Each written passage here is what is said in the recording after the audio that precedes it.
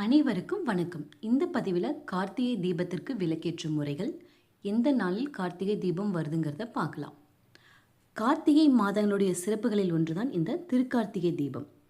கார்த்திகை தீபம்னாலே நமக்கு நினைவுக்கு வருவது ஆன்மீக தலமான திருவண்ணாமலை கோவில். இந்த திருவண்ணாமலை கோவில் சித்தர்களின் பூமி என்றும் சொல்லப்படுகிறது. திருவண்ணாமலையில் ஆண்டுதோறும் அனைத்து பௌர்ணமி நாட்களிலுமே பக்தர்கள் கிரிவலம் செல்வார்கள். அதிலேயும் இந்த கார்த்திகை மாதத்தில் வருகின்ற பௌர்ணமி நாட்களில் கிரிவலம் செல்வது ரொம்பவும் சிறப்பானது. நாம் எதற்காக கார்த்திகை தீபம் கொண்டாடுறோம்னு பார்க்கலாம். இந்த கார்த்திகை மாதத்தில் வருகின்ற பௌர்ணமி தினத்தில்தான் சிவபெருமான் ஜோதி வடிவில் பிரம்மன் மற்றும் விஷ்ணுவுக்கு காட்சி கொடுத்ததாக சொல்லப்படுகிறது. அதை கொண்டாடும் விதமாக திருவண்ணாமலையில் மலை தீபம் ஏற்றப்படுகிறது. பொதுவாக இந்த கார்த்திகை தீபம் 3 தினங்கள் கொண்டாடப்படுகிறது. முதல் நாள் பரணி தீபம், 2ஆம் நாள் திருக்கார்த்திகை தீபம், 3ஆம் நாள் பாஞ்சராத்திர தீபம்.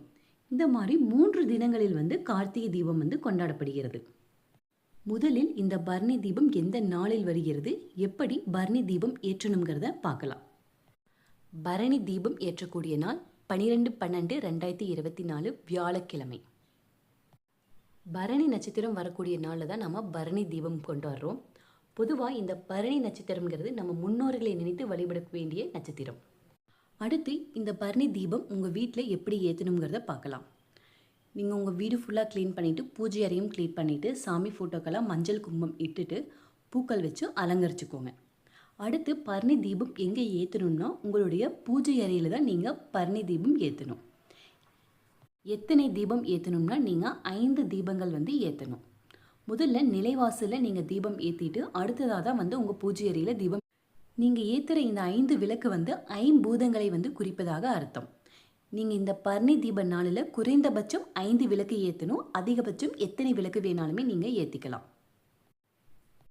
நீங்கள் இந்த பரணி தீபத்தன்று ஏற்றக்கூடிய இந்த 5 விளக்குக்குமே நெய் விட்டு தான் ஏற்றணும்.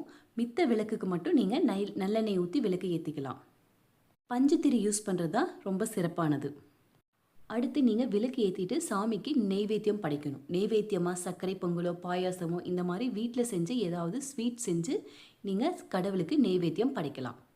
அடுத்து நீங்கள் தீப ஆராதனை எல்லாம் காமிச்சிட்டு ஓம் சிவாய நம இந்த மந்திரத்தை 108 முறை கூறி உங்களுடைய வழிபாட்டை நீங்கள் நிறைவு செய்யலாம். உங்ககிட்ட சிவன் ஃபோட்டோ இருந்துச்சு அப்படின்னா அந்த சிவன் ஃபோட்டோவுக்கு வில்வ மாலை போட்டு நீங்கள் வழிபாடு செஞ்சீங்கன்னா அது ரொம்ப விசேஷமானது.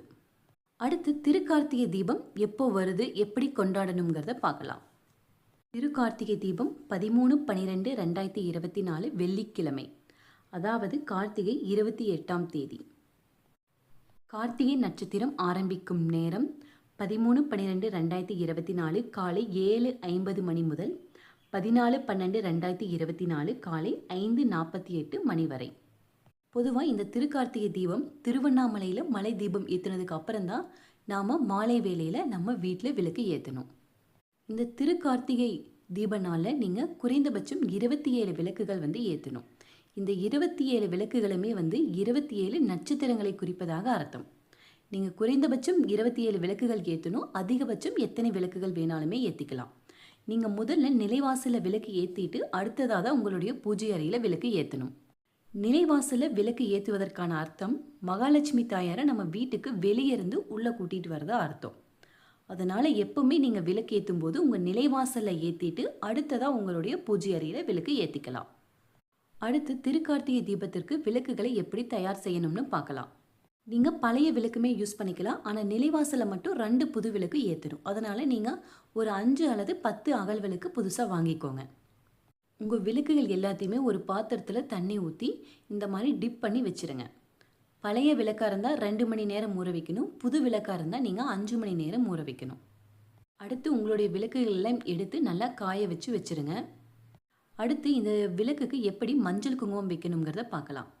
நான் மஞ்சள் மற்றும் குங்குமத்தில் பன்னீர் ஊற்றிருக்கேன். நீங்கள் சுத்தமான தண்ணி கூட ஊற்றி இந்த பன்னீர் மஞ்சள் குங்குமத்தை நீங்கள் ரெடி பண்ணி வச்சுக்கலாம். இந்த மாதிரி பட்ஸ் எடுத்து நான் வைக்கிற இல்லையே இந்த மாதிரி ஒற்றைப்படையில் தான் நீங்கள் விளக்குகளுக்கு மஞ்சள் குங்குமம் இடணும். நீங்கள் 3, 5 இந்த மாதிரி ஒற்றைப்படையில் மஞ்சள் குங்குமம் வச்சுக்கோங்க. ரெட்டைப்படியில் விளக்குக்கு மஞ்சள் குங்குமம் வைக்கக்கூடாது.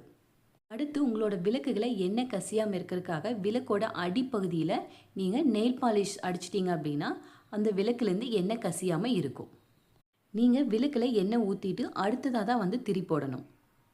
பஞ்சு திரி யூஸ் பண்ணுறது ரொம்ப சிறப்பானது. அடுத்து விளக்குகளை நீங்கள் வெறும் தரையில் வந்து வைக்கக்கூடாது.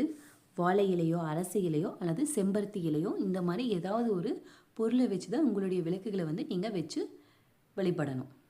தீபம் ஏற்றும் போது எண்ணெய் ஏதாவது கீழே கொட்டிருச்சு அப்படின்னா இந்த மாதிரி மைதா மாவோ அல்லது கோதுமை மாவோ வச்சு நல்லா ப்ரெஸ் பண்ணிங்க அப்படின்னா அந்த எண்ணெய் வந்து சுத்தமாக வந்துடும். அடுத்து எண்ணெய் ஊற்றுறதுக்கு நீங்கள் ஒரு கரண்டி யூஸ் பண்ணிக்கலாம். இல்லை இந்த மாதிரி வாட்டர் பாட்டில் யூஸ் பண்ணிட்டீங்க அப்படின்னா எண்ணெய் வந்து கீழே கொட்டாமல் நீங்கள் விளக்கில் எண்ணெய் போட்டுக்கலாம்.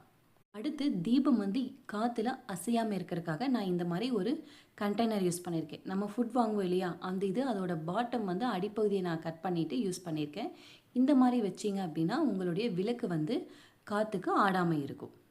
அடுத்து நீங்கள் வீடு ஃபுல்லாக விளக்கு ஏற்றிட்டு சாமிக்கு நெய்வேத்தியமாக படைச்சிட்டு நீங்கள் தீப ஆராதனை காமிச்சு உங்கள் பூஜையை நீங்கள் செய்யலாம்.